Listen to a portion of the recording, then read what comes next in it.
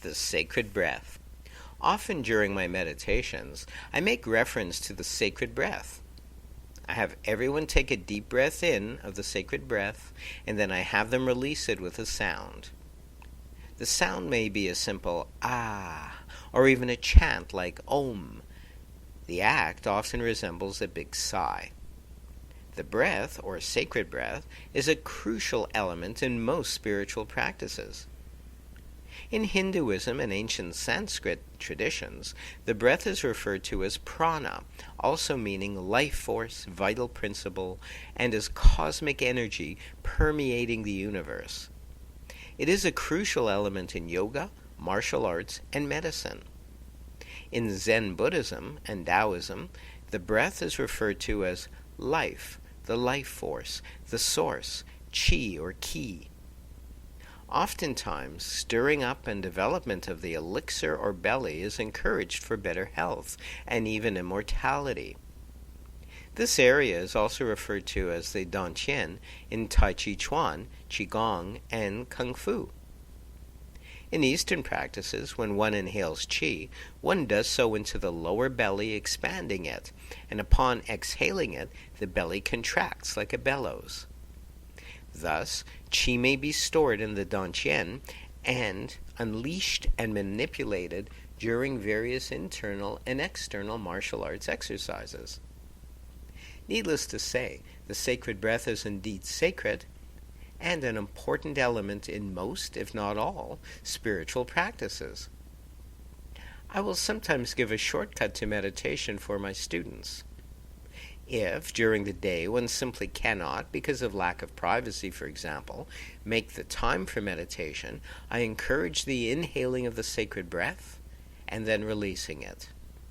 This appears to others as a sigh, but really what is going on physiologically is the bloodstream is getting filled with oxygen, along with the brain and other vital organs. This creates first an energizing of sorts, and then a relaxation. It also spiritually creates a oneness with God. In Zen, when one inhales and exhales, the theory is that God is in the in-between the inhale-exhalation and in between the exhale-inhalation. Therefore, the mere act of placing attention to the breath is spiritually beneficial. It also helps develop one's concentration. A common meditation technique is to follow the breath on the inhale and the exhale, thinking in on the inhale and out on the exhalation, and so forth. Another is to think up on the inhalation and down on the exhalation, and so forth. There are numerous pranic breathing exercises designed to cleanse oneself energetically, as well as to energize and relax a person. Claims of healing someone using prana is a common practice as well. A common pranic breathing technique is to count to 4 on the inhalation, hold for the 2 count, then exhale to the 4 count, pause for 2 beats, then inhale for 4 beats, hold for 2, then exhale for 4 beats, and so on. This relaxes a person as well as having other health benefits. This is also a technique used for healing oneself and others. The breath, or chi, ki, prana, may be directed towards a particular area of the body that needs healing, out from the hands towards the particular region. The chi ball is used in Tai Chi Chuan and Qigong exercises, internal martial arts, and is also directed forcefully in Kung Fu, for example, or external martial arts techniques. On a very basic level, our breathing, like our heart and lungs, is involuntary. That is to say, they move on their own.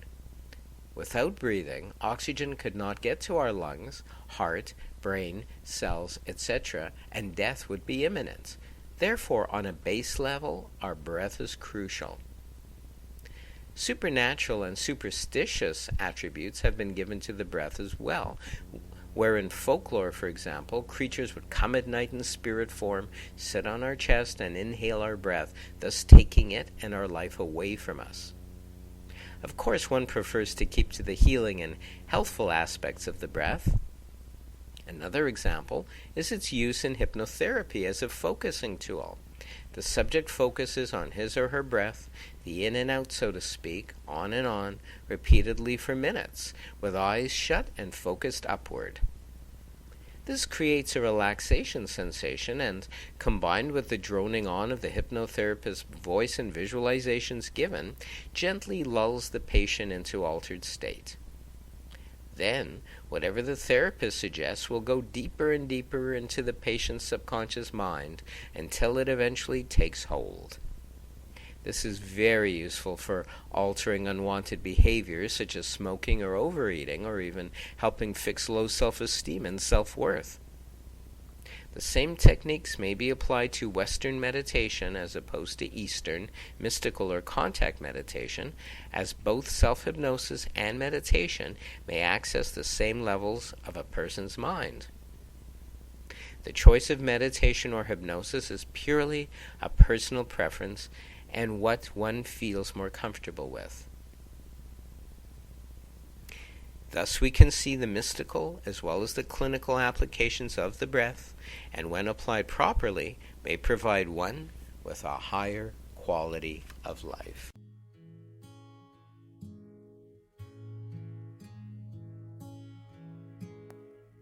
We sit in the love energy of the presence, and we take a deep breath, releasing the breath. We feel now the peace, the love, the joy, the higher intelligence, the wisdom, for God is everywhere. There is no place Source is not, therefore where we are, Source is. Creation is. The presence is. In this energy of creation, of life itself, we sit knowing that already we are living an even greater life, an even greater existence.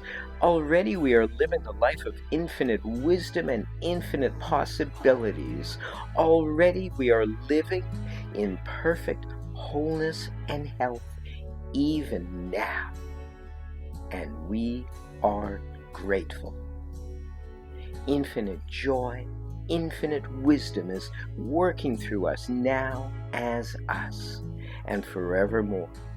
And we give thanks. We release this word knowing that it shall, can, will return to us multiplied of itself, never void. We let it be so now and unto forevermore. And so it is. And so it is. Amen. Amen. Amen.